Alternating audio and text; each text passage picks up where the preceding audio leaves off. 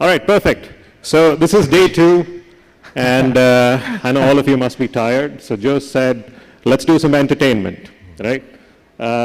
What is more entertaining than talking about the U.S. elections, right? I mean, I look forward to late night TV in the U.S. every day because, I mean, it's just amazing. So no better time to be than when the elections are 50 days away. So that's what we're going to talk about today. So hope all of you are ready for that. Of course not. We are in India. What should we talk about instead? Let's talk about the Indian elections instead, right? I think all of you would love this better than the US elections. But we're not going to talk about the candidates or what happened or who won. We're going to talk about something that happened behind the scenes, right? So I'm not sure how many of you are aware. In the last 6 months, in the Indian digital infrastructure, there was a 300% spike in cyber attacks, right? We talk about all the good things that happen on the internet, I mean, India's digital revolution, all that good stuff.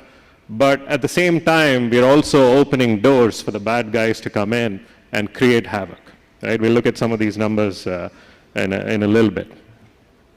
So just speaking of numbers, I mean, these are just eye-opening numbers. Right? So if you compare this to the last year, like I said, it was a 300% increase. And guess what? All of these dropped right after the elections were done.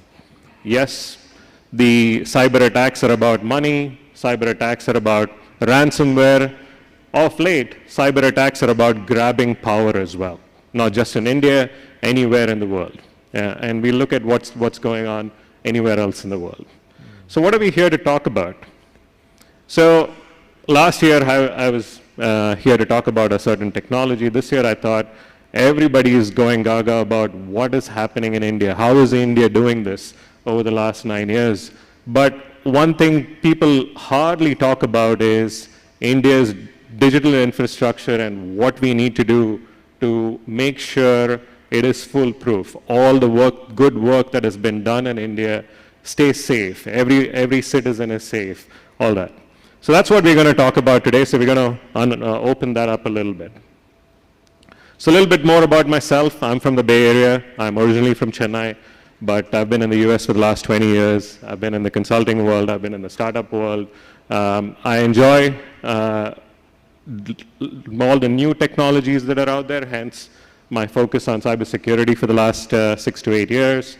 And then I also love to work on IoT, AI, and edge computing. Anything cutting edge there, you'd see me at the forefront. It's been 1 year, but I mean, it feels like I've known Jose for a really long time. I've also been trying to help him out with the US connections for the TIA Summit. Hopefully we'll have more companies here from TIA, from the US next year on. And then to Chandan's point, one of the things I really enjoy doing is I love all the startups in different corners of the world. And with my connections and my connections, I want to give exposure to that through a podcast I've started, which is called Startups They'll Say. And if there's anything I can ask you guys to do, just follow this page, whether it's on LinkedIn or YouTube. One thing I should talk about the podcast is, I mean, I've already had guests who were part of the TIA Summit last year. They've already come on this one. And I already have 4 guests lined up from yesterday to be on this podcast. So if any of you think you'd be a good candidate for this podcast, love to speak to you after this. So let's get back into the topic, right? Cybersecurity, or cybercrime rather. Who would have guessed that the 3rd largest economy in the world right now is cybercrime, right? That's the world we live in today. And you know, India has ambitions to be that 3rd. Hopefully you can beat cybercrime to do that. But this is the world we live in right now. So one of the recent reports, and I apologize, one of my charts is not showing up. It's called a WCI index, or a World Cybercrime Index. This was done in over 3 years by a couple of professors from Oxford. And the key thing to note here is, I mean, India is featured number 10 in that WCI index, right? Whether you should worry about it as much as Russia, probably not. But you should be worried because of everything that is happening in this country, whether it's your digitization or the number of bank accounts that are out there.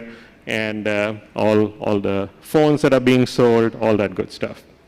So we'll talk about why this is important for each one of us in this room very soon.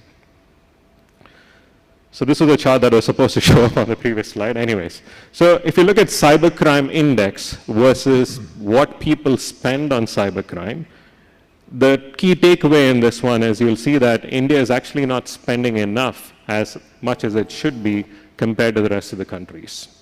Yes, there is spend going on, but there's still a lot of lag. And one of the things, I've noticed with the CIOs in the US in the last 10, 20 years, is cybersecurity is always an afterthought. When somebody talks about cybersecurity, they say, we'll look into it later. We'll look into it when the time comes. That's always been the case. People are making more note of it. Hopefully India does enough there. Another way to validate it is just comparing it to the percentage on the GDP as well, right? So this is more a call out that, even with that baseline, India is not spending enough on cybersecurity. I spoke about the digital revolutions. The numbers speak for themselves, right? On one hand, India should be super proud of what it's done in the last 9 to 10 years, right? The numbers speak for themselves. To the extent that this would have normally taken 47 years to achieve this growth, India has done it in 9 years. Everyone's happy, and all the leaders in the country are happy, but guess who else is happy, right? The bad guys. They're like licking their chops, saying, oh my God, I have so much more to attack right now, right? So there is an opportunity, and we're here to talk about the opportunity. What is the opportunity? What is about a $6 billion market right now is actually going to be 3 times that over the next 5 to 10 years, right? So for everyone in this room, whatever side of the equation you represent, there's a big opportunity. So, oh my God, I apologize for this. That's what happens when you use a brand new tool. So I'm using Canva for the first time. I checked it like 100 times before I came here, but technology is technology. Anyway, so the key takeaway from this particular slide is it is a Cisco report that talks about the readiness of cybersecurity. Even though India is doing a lot better overall, the part that we need to all worry about is, yes, we're talking about all the great things that are going on in the startup ecosystem, but you'll notice that in that startup ecosystem, which is the beginner stage and the formative stages, cybersecurity is still way behind, right? If everyone has brilliant ideas, but you're not worried about cybersecurity, then we have a big problem. So what approach should we take for cybersecurity? Luckily, India has already been following a certain proven blueprint, right? Collaboration between 3 different entities. I think a couple of people spoke about this as well yesterday, which is how can government, community, and businesses all work together in unison to bring this together, right? So that's the easy blueprint that is there. So let's talk about each of them. The government, right? If anyone's kept track of what the budgets have been for this year in cybersecurity, it's almost double, if I'm not wrong, right? At least from a central government perspective, what the state governments are doing is very different. Who read the article about commandos? There are going to be 5,000 commandos in the US. I, for one, think 5 years to get those commandos out there is way too late. But again, at least it's a start.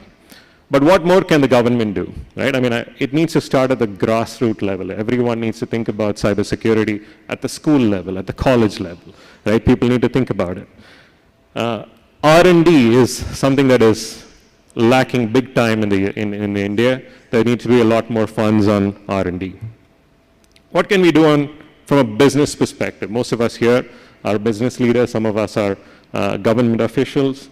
I'll just touch upon 2 things here. Just the approach we take. As much as India's approach to digitization has been different, the approach that India can take on cybersecurity can be super different as well. Most of the countries have gone on the defense, on the back foot when it comes to cybersecurity.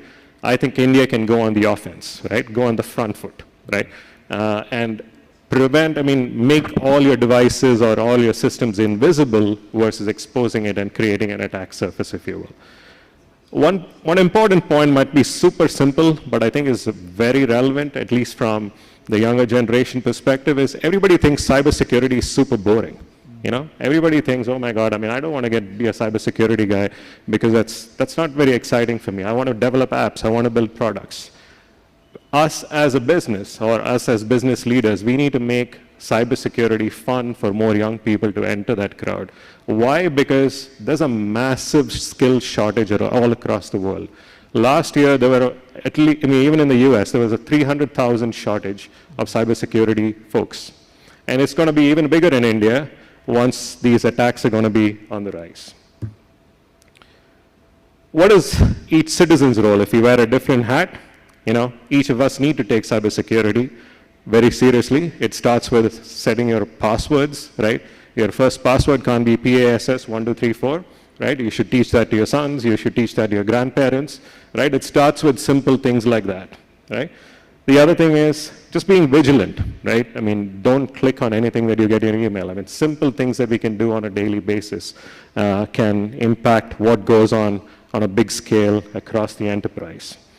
So I'll wrap it up with this.